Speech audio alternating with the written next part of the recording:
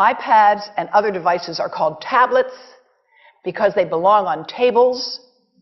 They are tested 20 centimeters away from that big guy that I showed you before.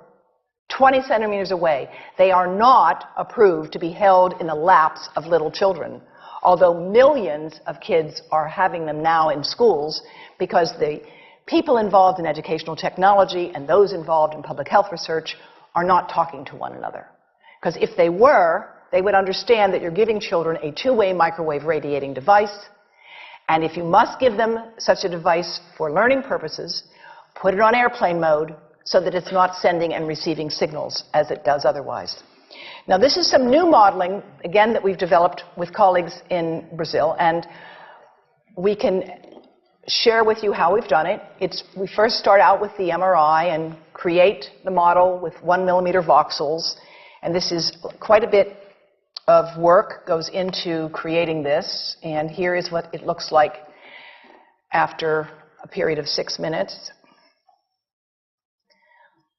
And that's really not as bad as it might look, because you see the red area only gets partway through the eye of the adult, right? The one that we're really concerned about is this one with the young child. And this is a 3-year-old brain that we modeled.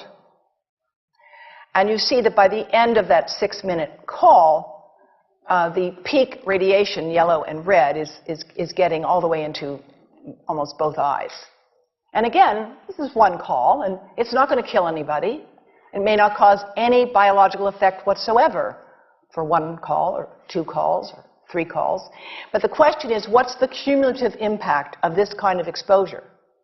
How do we evaluate it?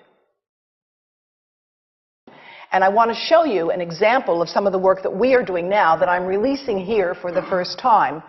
And this is a modeled microwave radiation dose of a 6-year-old with greater levels to the frontal and temporal lobes, eyes and cheek. And watch this here. Now, yellow, white, and red are the hottest, all right? And if you look carefully, you will see it's going into the eye, the nose. Do it again, just so you'll get to see it. And partly into the brainstem. Now, that's just showing you that there's going to be some exposure into that area of a young head. It doesn't tell you that there's any biological effect, right? Now, the next slide is going to show you something that might be of interest to students and faculty here. And that has to do with exposure to the reproductive organs. We call them the gonads. I think you say the testicles. And bone marrow. And look here at the radiation as it gets into the groin area. And that's just from having a mobile phone modeled into the pocket. And this, again, is based on a normalized SAR with I think we had a dipole antenna. Now, the breast. The breast is mostly fat, contains a lot of fluid. Things that contain fat and fluid cook faster in the microwave oven. Now, a cell phone can't cook anything, all right? Mobile phones do not pop popcorn. That was a fraud. They don't make any heat that we know of, otherwise they wouldn't be permitted. But they do go through things that contain fat and fluid. And we are now working at Environmental Health Trust with scientists at the University of California, San Francisco, scientists at formerly the president of the American Cancer Society of California, because we are seeing women who keep cell phones in their bras. Has anyone seen a woman put a cell phone in her bra? Hands up, please. Please tell them you've heard now why they shouldn't do that. And here I want to show you our first case report from 2009, and we now have many more. This was a Chinese-American woman who used her cell phone 4 hours a day in her bra for 10 years while she was driving.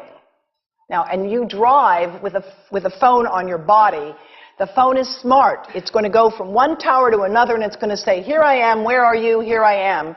And it's going to be going to max power each time it moves from one cell tower to another. And there it was right next to her chest. And the tumors that developed right under the antenna of the phone. unusual tumors. But in the meantime, people have a right to know how you can minimize exposure. And again, I think this information is available on our website, will be available on yours. Remember, if you have to give a phone to a child, put it on airplane mode. And think about this. That microwave oven, it works because there's a metal box around the microwave signal, and the signal pings all over the place. Next time you get into an elevator or a train for any length of time, put your phone on airplane mode. Otherwise, that signal is going all over the place, magnifying and coming back. Keep the mobile phone away from you when it's on and you are asleep. Now, it takes a village to do a lot of things. These are some of the people whose materials I've used today with their permission, and I can't read this list to you, but I want you to know that I feel really honored to be working with some of the most talented people in the world on this issue.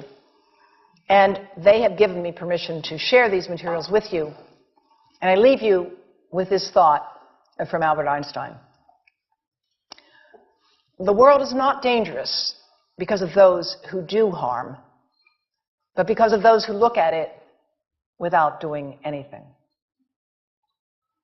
So, thank you.